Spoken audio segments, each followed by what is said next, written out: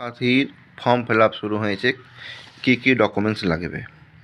মাধ্যমিকের admit card, মাধ্যমিকের marksheet বা বোর্ড সার্টিফিকেট মাধ্যমিকের, Aadhaar card, voter card, bank account xerox, total 6টা ডকুমেন্টস লাগবে।